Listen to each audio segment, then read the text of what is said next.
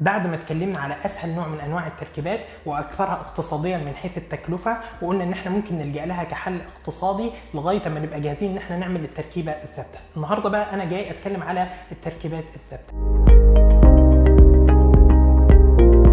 طيب انا ايه اللي يخليني اتكلف واعمل التركيبه الثابته رغم انها غاليه؟ وهنا هتكلم على اهم ميزه ليها، وان هي بتكون مثبته على الاسنان بصوره جيده، وده بيخليها اقرب للاسنان الطبيعيه من حيث الشكل والوظيفه. طب بتتعمل ازاي؟ في الاول لازم افحص الاسنان المجاوره لمكان الضرس المخلوع، ولازم تكون الاسنان بصوره وبحاله جيده، لان هي مثلا لو معمول لها حشو عصب قديم لازم اتاكد انه معمول بصوره جيده عشان ما اشتكيش منه مستقبلا واضطر اعمل له اعاده معالجه، ووقتها هتخسر التركيبه.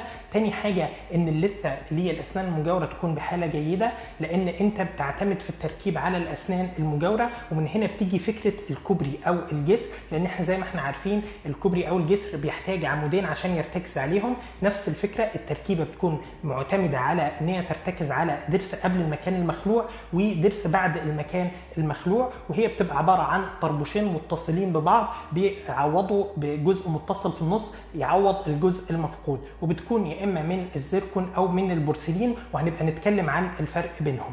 اهم ميزه عندنا او من اهم مميزات التركيبات الثابته ان هي ممكن تعوض كذا ضرس مفقود جنب بعض لو انت عندك كذا واحد مفقودين. تاني حاجه انها بتكون قريبه في الشكل والوظيفه من الاسنان الطبيعيه.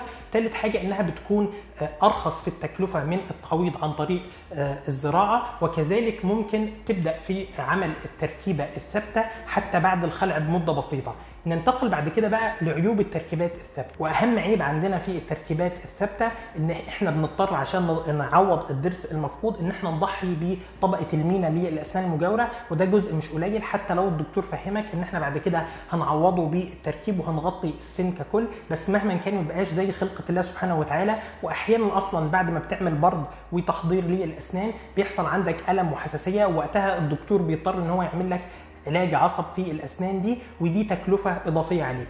تاني عيب وهو الجمله المشهوره ان انا من بعد ما عملت التركيبه بدا يظهر عندي ريحه تحت التركيبه. عشان كده دايما بننصح الاشخاص اللي عملوا تركيبه ان هو يهتم بالفرشه بصوره مضاعفه عشان نمنع اي بقايا طعام تدخل تحت التركيبه، ونقلل اي فرصه لحدوث الالتهابات للاسنان المجاوره او انها حتى تسوس.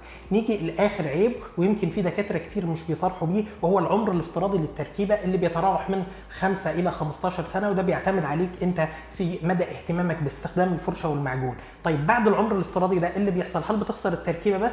هي دي المشكله، ان انت مش بتخسر التركيبه بس، وانما بتضطر احيانا انك تخسر الاسنان اللي انت ركبت عليها، فكده بتزود خسارتك. بدل ان انت ما كنت خسران ضرس واحد وبتعوضه بتضيف لخسارتك ضرسين كمان. عشان كده مع تقدم العلم وتقنية الزراعة ده بقى حل هايل جدا ان هو يعوض لك الضرس المفقود بزرعة منفصلة عن الاسنان المجاورة اللي مش بتعتمد عليهم. ومميزات الزراعه هي عكس كل العيوب اللي احنا اتكلمنا عنها بتحصل من التركيبات، زي ان انت بتحافظ على الاسنان المجاوره ومش بتضطر انك تعمل فيها حشو عصب، وبتحافظ على الاسنان الطبيعيه طول العمر ان شاء الله. تاني حاجه ما بتظهرش عندك مشكله الريحه بسبب بقايا الطعام اللي بتدخل تحت التركيبه. تالت حاجه العمر الافتراضي للزراعه بيكون اطول من التركيبه بصوره كبيره. عيبها الوحيد انها تعتبر غاليه، بس في ظل الظروف الحاليه وجود شركات كتيره بتقدم او بتنتج زراعات الاسنان بقى في منافسه في الاسعار وبقت ارخص من قبل كده. عشان كده اي واحد عنده سن مفقود وحابب يعوضه دايما بنصحه ان هو يعمل الزراعه بدل التركيبات الثابته.